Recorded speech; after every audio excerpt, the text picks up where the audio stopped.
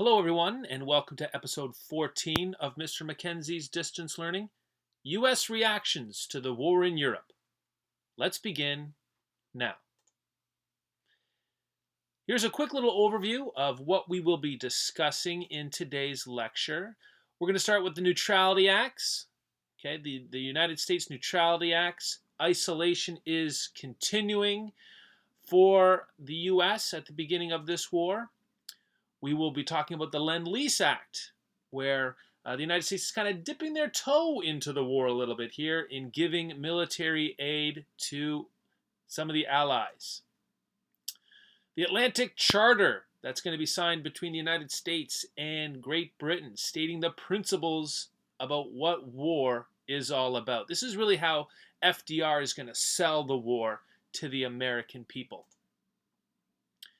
And number 4, the Washington Conference, coordinating war plans. This will be the Allies presenting a united front in how they will be fighting this war, which we're going to compare to World War I, where it seemed every country was fighting on their own. World War II will be a coordinated war effort, a united front. So let's recap what has been going on in Europe from 1939. Well, here's our map of Nazi-occupied Europe in 1940. And we can see that Nazi Germany is doing quite well. They have already annexed Austria with Anschluss. They have invaded into the east and taken over Poland. They have taken over Denmark and Sweden in Scandinavia. France has fallen. In the north, it is occupied by Nazi Germany, and Hitler has set up his Atlantic Wall. In the south of France, we have Vichy France, which is basically a puppet government in cahoots with Germany. Spain is an ally of, or at least friendly with Nazi Germany, but are pretty much neutral for this war. In 1940, we did see the Battle of Britain, and this was really the first defeat of Germany. Great Britain is really left on their own after the fall of France to face off Nazi Germany. And the Battle of Britain showed their spirit to stand up against Nazi Germany, and we saw a failure of the Luftwaffe here. So Hitler retreats on that idea and looks further east to invade the Soviet Union with Operation Barbarossa. So we do see a big difference from kind of early 1940 to late 1941. All of a sudden, it looked like Germany had control of the continent, but by the end of 1941, we're going to see that they're at war with Russia, they're at war with Great Britain and its Commonwealth, and then the United States will also enter into this war. So that's a pretty big year from 1940 to 41. So let's talk about the U.S. during the 1930s. So we know that during the 1930s, the United States signed many neutrality acts towards European war and conflict, really retreating into that isolationism, at least militarily. Economically, they were still out looking to trade with a lot of the world economies, but militarily, they are retreating to their isolationism. They have two oceans separating the conflicts from Europe and the war in the Pacific. Now, did war in Europe after September 1st, 1939, change the USA's feeling about war? Not really. Again, they're still enjoying that isolationism. They are kind of coming out of the Great Depression a little bit at this point now, but they are content with keeping the conflict across the oceans. Franklin Delano Roosevelt is supportive of the UK, and we're going to see as the war progresses, the United States under FDR's administration slowly starts to get into this war. If we go back a little bit here, we can look at this political cartoon, and if you have a keen eye, you can recognize the artist of this political cartoon, and that's Dr. Seuss. We're going to look at a few Dr. Seuss political cartoons in this lecture. Um, Before Green Eggs and Ham came out, I think Dr. Seuss was a very well-respected political cartoonist. And here we see all-out aid to our allies. We see kind of our American figure here at the helm of the ship. The USS Neutrality Act is going in circles. It's going nowhere. So all of this aid to the Allies is just going in circles and not getting to where it's supposed to be.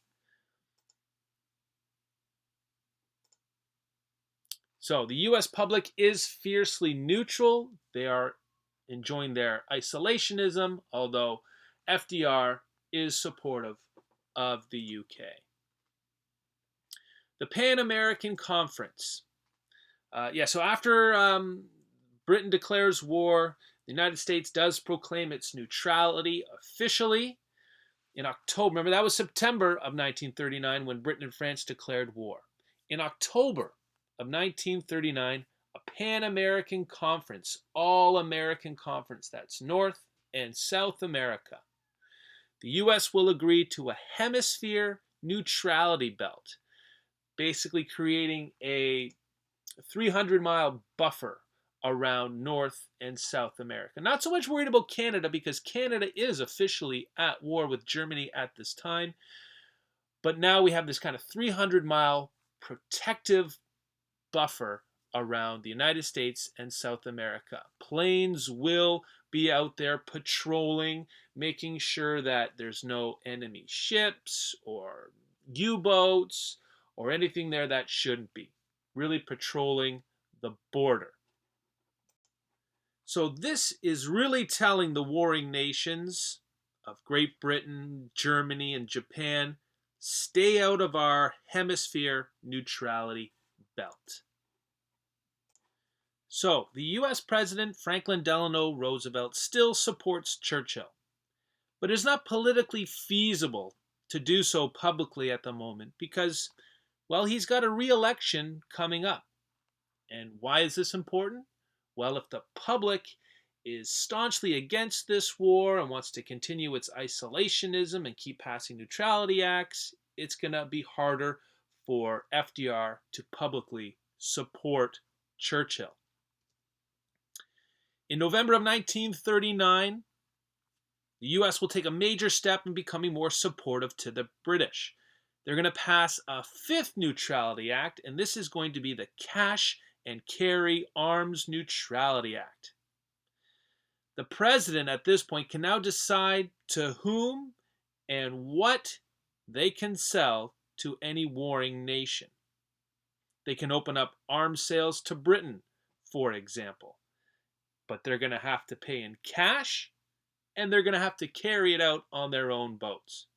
Now, this is a big change from World War I. World War I, when America got in, they came in on the side of the British as well because they were economically more invested on the British. They had given out loans to the British during World War I.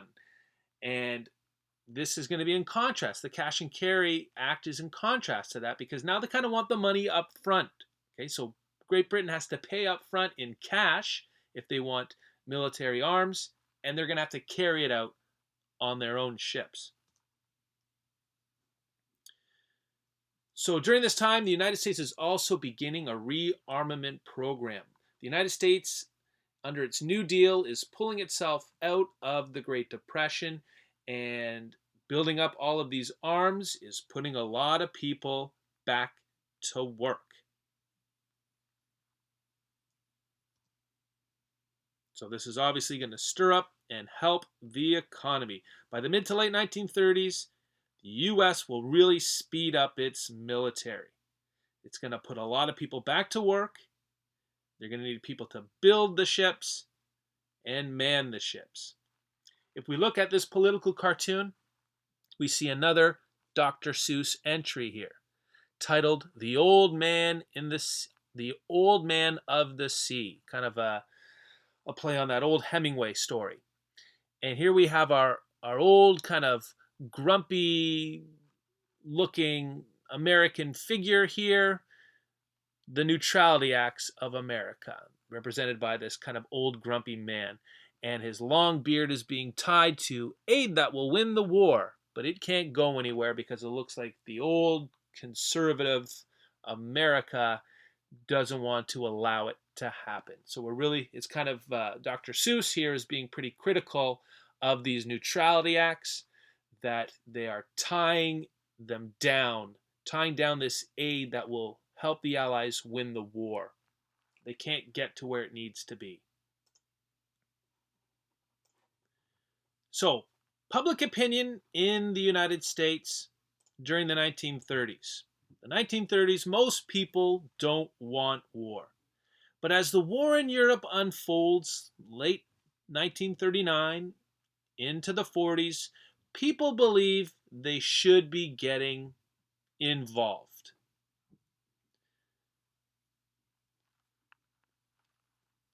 If we look at this political cartoon, again by Dr. Seuss, we see this woman with America First on her sweater. Now, America First is an organization that wants to keep America out of this war and maintain that isolationism, and very happy to let the conflict and war unfold in another part of the world. Here we see this woman reading this fairy tale or this story, Adolf the Wolf, to these very shocked and scared looking children. And the last line that she reads, and the wolf chewed up the children and spit out their bones. But those were foreign children, and it really didn't matter. Showing that as long as it's happening on another part of the world, this old lady is okay with this because they want to protect America and have America first. But this opinion is going to slowly change. We're going to see the Committee to Defend America. This would help fund politicians who wanted to join the war. The America First Committee that I mentioned in that political cartoon wanted to stop the U.S. from entering the war, continue that isolationism. Of course, after Pearl Harbor in December of 1941, the America First Committee will be silenced. They will be no more. Everyone will be in support of this war after Pearl Harbor. The United States has been directly attacked, and they must respond. So everyone's on board with World War II after Pearl Harbor.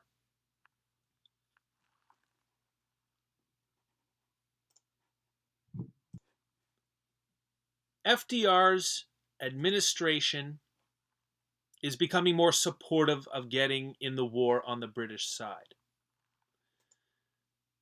March 1941, the U.S. passes the Lend-Lease Act. At this point, FDR has won re-election. Now the U.S. agrees to give military aid to Britain and China, and this is really before China is communist China, and later the Soviet Union, in exchange for leasing rights on some naval bases around the world. So the idea is basically they're going to loan out money for bases.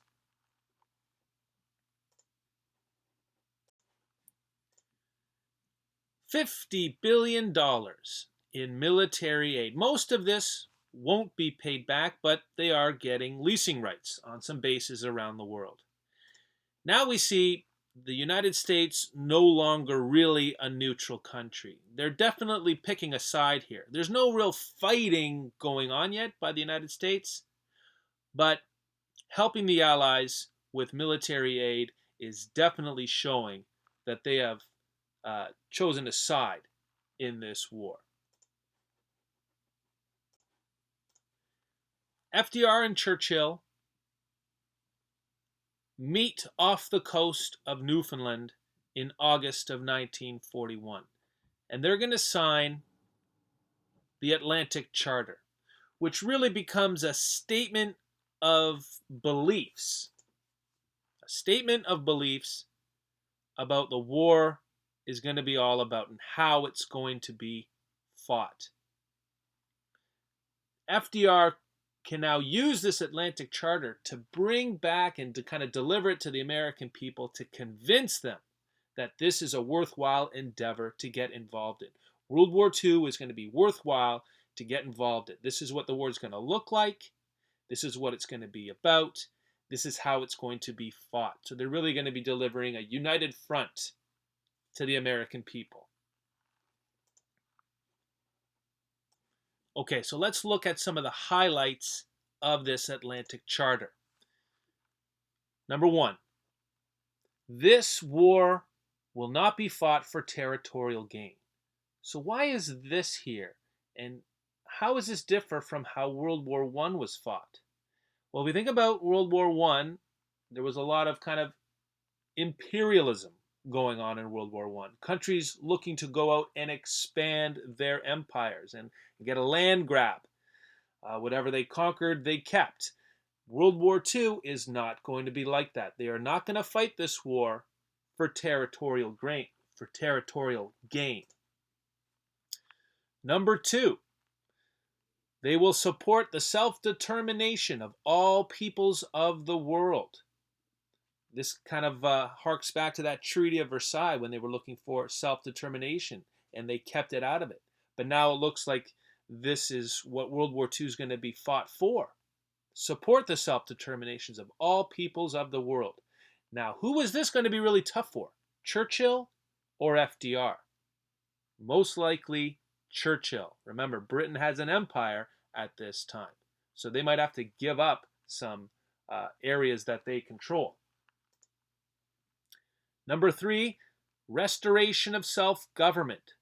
All of those places that the Japanese or Germans have conquered will be returned to their own government. Number four, reduction of trade barriers. This is the idea that when goods are passed across borders, armies won't be passing borders. Countries really trading with each other won't be at war with each other.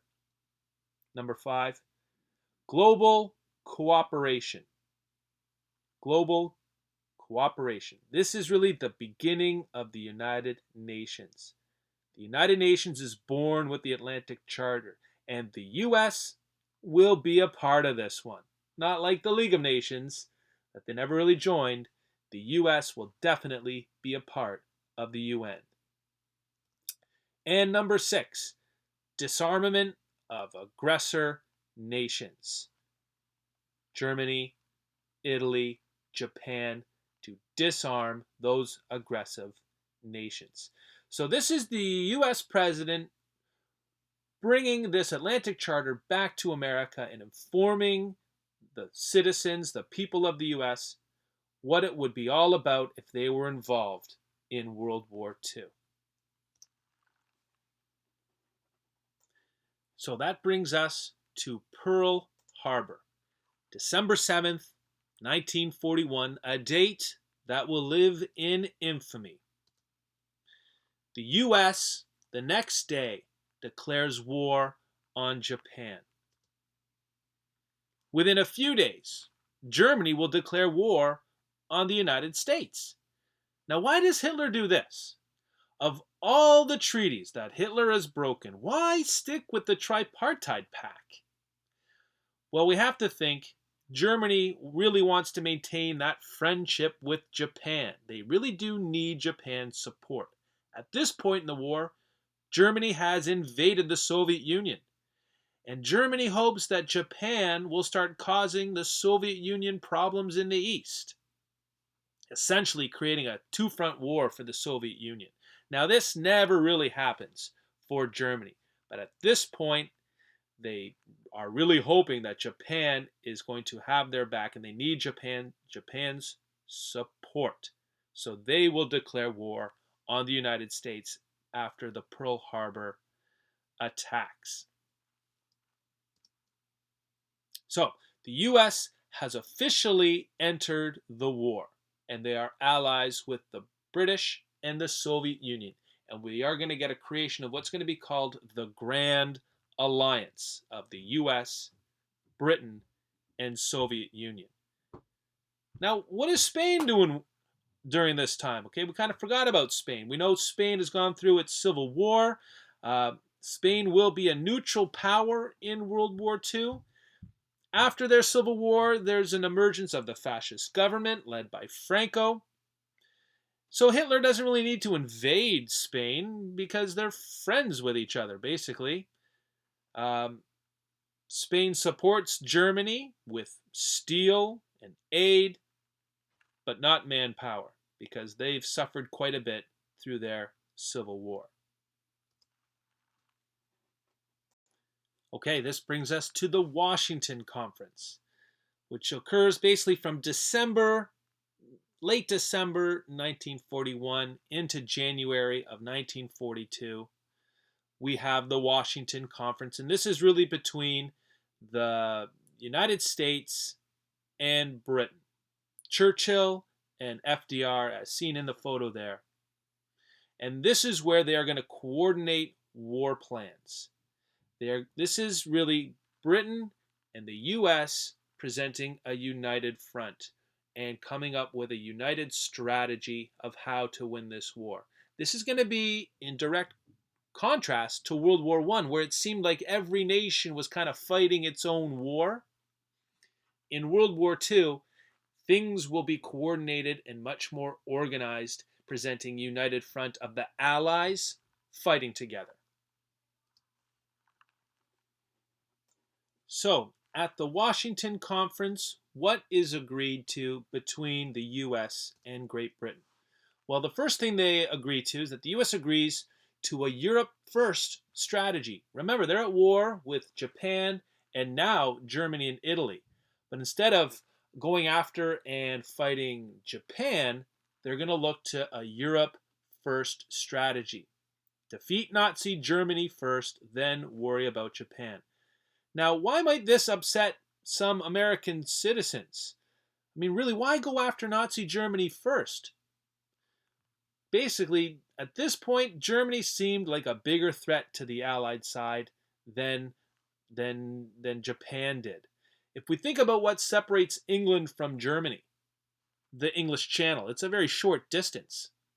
And what separates the US from Japan? The Pacific Ocean, and that's huge. So Germany seemed like the greater initial threat. They would worry about Germany first, then go and fight and focus on the war in the Pacific.